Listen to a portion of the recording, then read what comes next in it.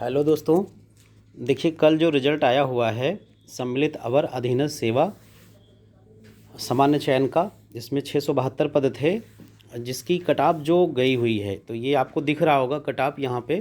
मैं इसी के बारे में आपको बता देता हूँ, इसी से कंफर्म हो जाएगा कि आबकारी सिपाही के बारे में जो भी कटाप बनने वाली है वो किस तरह से बनेगी। तो देखिए इसमें लंबवत श्रेणी यानी कि जो वर्टिकल है और जो क्षैतिज आरक्षण है, दोनों के अलग अलग कटाप बनाए गए हैं।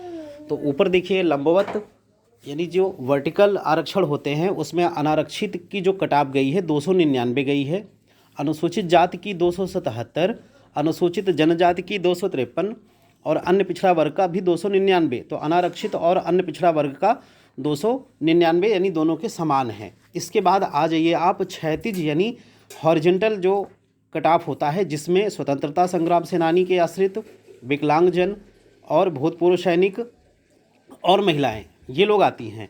तो इसका अगर आप कटाप देखें तो यहाँ पर जो कटाप है, इसमें जो कटाप है आप देखिए, स्वतंत्रता संग्राम सेनानी का 293, विकलांग का 269 और भूतपूर्व सैनिक का 270, महिलाओं का 284 गया है। ये हो गया यहाँ पर जो कटाप है महिलाओं की वो 284 यानी कम है, और ऊपर जो अनारक्षित का है 299 है। अब सेम यही कटाप यहाँ पे देखिए एक अलग पद है, सहायक उद्यान निरीक्षक पद हेतु कटाप अंक। तो ये जो था किसी और पद के लिए था और ये किसी और पद के लिए है। तो इससे आपको क्लियर हो जाएगा। एकदम नीचे देखिएगा लंबवत श्रेणी जहाँ लिखा हुआ है सहायक उद्यान निरीक्षक पद हेतु कटाप अंक, तो लंबवत श्रेणी में अनारक्षित का आपको दिख रहा है 287। यहाँ पे आपको दिख रहा होगा 287,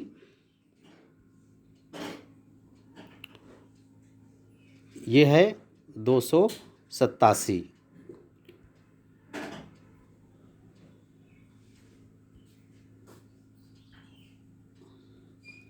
और इसी में देखिएगा नीचे स्वतंत्रता संग्राम सेनानी का जो कटाप गया है, ये कटाप आपका ये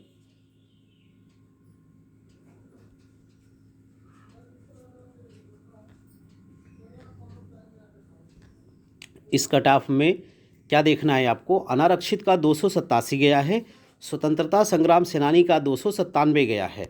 ठीक है, ये देखिए स्वतंत्रता संग्राम सेनानी ये 297 गया है, और इनमें जो और लोग हैं भूतपूर्व सैनिक और इन सब के ये कम हैं। ठीक है, और एक देखिए महिलाओं का जो है वो महिलाओं का 276 गया है, और यहाँ पर महिलाओं का 276 स्वतंत्रता संग्राम सेनानी का, तो इनमें जो महिला भूतपूर्व सैनिक विकलांगजन ये सभी हैं, ये सभी एक ही श्रेणी में आते हैं। वो किस में आते हैं, वो क्षैतिज श्रेणी में आते हैं। तो इसका मतलब क्या है ये इससे आप समझना है। अनारक्षित 287 जाने का मतलब कि ये लोग जो 297 वाले हैं अनारक्षित में नहीं गए। अगर ये अनारक्षित में जाते तो 297 वाले का सिलेक्शन यूआर में हो जाता, 296 वाले का सिलेक्शन यूआर में हो जाता, कहाँ तक होता, 287 तक। 287 तक लोगों जो 287 नंबर तक पाते उनका सिलेक्शन कहाँ हो जाता, अनारक्षित श्रेणी में। ये अनारक्षित 287 कटाप गई है यहाँ पर। फिर इसकी कटाप कितनी आती, इससे नीचे। इसका मतलब ये कि ये बच्चे इसमें नहीं गए हैं, और जब ये अपनी ही श्रेणी में रह गए, तो इनका जो परसेंटेज होता है, इनकी जो सीट फिक्स थी उतनी सीटों को लिया गया। जैसे अगर इसमें 4 सीट रही होगी तो 4 सीटों को लिया गया।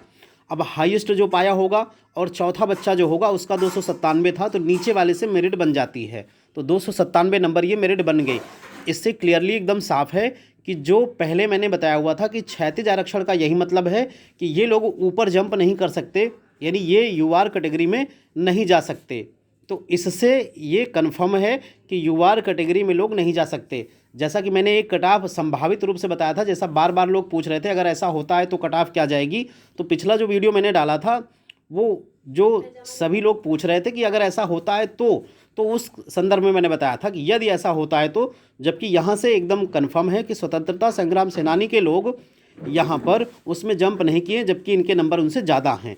अब महिला का जो 276 नंबर गया है वो क्योंकि यहाँ पर उतनी महिलाएं नहीं हैं, जितनी सीट होंगी उनके हिसाब से लिया गया, और लास्ट महिला का नंबर 276 था, तो वही कट ऑफ इनका बन गया। ठीक है। इससे आप लोगों को अब काफ़ी ये देख रहे हैं कि 287 297, तो आप देख के ही समझ जाएंगे कि आबकारी सिपाही में भी इसी तरह की कटाव बनेगी। और एक चीज़ और क्लियर है कि महिलाओं की एक ही कटाव बननी है, महिलाओं की एक ही कटाव बननी है। और आयोग ने लंबवत श्रेणी का कटाव अलग बनाया है, क्षैतिज का अलग बनाया है। तो क्षैतिज का जब अलग बनेगा तो इसका मतलब महिलाओं का कटाव इसी श्रेणी में आएगा, फिर वो लंबवत श्रेणी में जाएगा ही नहीं। ठीक है। तो जो भी अफवाह थी, वो जो 65 नंबर लोग बता रहे थे, वो एक तरह की अफवाह ही है, ये समझिए। हाँ, ये था कि उसमें थोड़ा बहुत जो पहले मैंने मेरिट बताई थी 55 नंबर, और जो ये बताया कि गर्ल्स को अगर इसमें लिया जाता है तो उस केस में तो पहले जो मैंने मेरिट बताई है उसी मेरिट पे सब लोग फोकस करिए, उससे अलग हटके मेरिट नहीं जाने वाली है। और जो रिजल्ट की अपडेट है वो जल्दी ही आपको मिल जाएगी। अब जैसा कि कल जैसे ही 10 तारीख बीता है चुनाव का, 11 को ही रिजल्ट एक देखने को मिल गया है, तो आने वाले कुछ ही दिनों में अब कोई भी रिजल्ट सामने आ जाएगा, यानी कि जल्द से जल्द आप लोगों के रिजल्ट आ जाएंगे, वो चाहे जूनियर असिस्टेंट 16 हो, चाहे आबकारी सिपाही 2016 हो।